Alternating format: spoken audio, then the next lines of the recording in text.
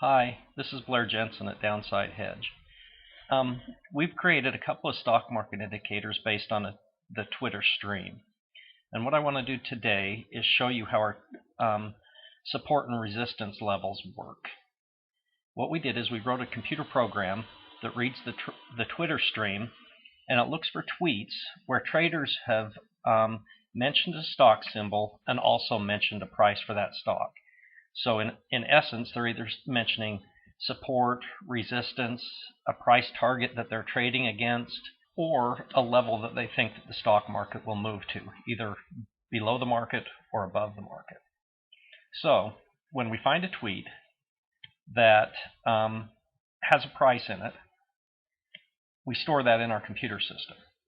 And if we find a level that's tweeted by a lot of people, that gets tagged as a possible support or resistance level.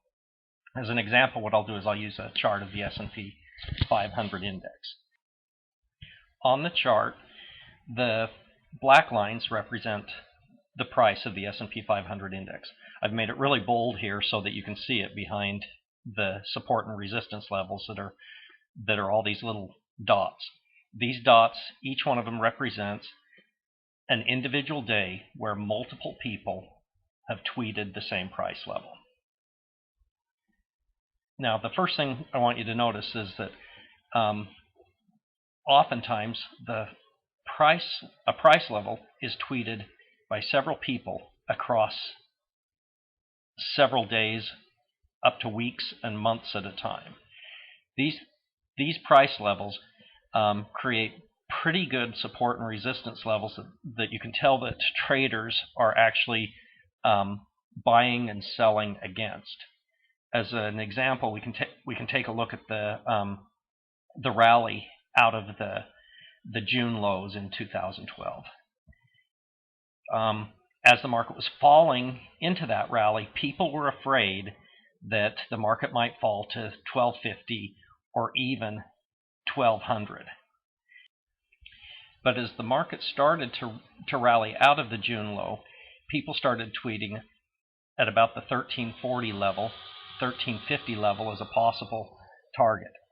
Price made it pretty close to that level and paused. And then as the market continued to move up, people started targeting the 1400 level. And you can see they were targeting that level for a couple of months. And when the market made it to the 1400 level, it paused as a lot of people sold or traded against that, tried to get short, thinking that this was a level that the market would consolidate. And we did get that consolidation, but it was basically a flat consolidation, just barely above and below the 1400 level. While that consolidation was occurring, however, you can look here and people started targeting the old highs in the 1425 to the 1430 range. And so as they tweeted that, it built another level of resistance for the market. The market rallied up to that point and consolidated once again. But when it consolidated, it came right back down to the 1400 level. And notice here, even as the market was rallying, people were still tweeting about the 1400 level being support. That did end up being support, and that level held. So you can see that the Twitter support and resistance levels are fairly well respected. And the reason they're respected is that it's actual traders committing real money, tweeting about the levels that they believe the market will make it to, either moving up or moving down. So what you want to do in using our charts is you want to look for a level that is being tweeted, like here the 1400 level, that is being tweeted ahead of price. So 1400 was still being mentioned as the market was falling.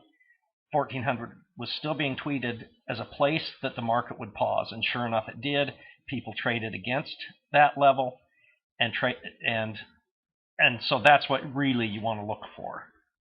So if we were to use a real-time example today, for example, people are looking at the 1320 area and the 1380 area as a place of support below the market. Above the market, people are tweeting about the 1335 area here, the 1350 area, and the 1375 area as possible places for the market to pause. In our next update, what we'll do is we'll show you our Twitter sentiment indicator, where we take tweets from the Twitter stream and we score them as to whether they're positive or negative, bearish or bullish, if you will, on the market.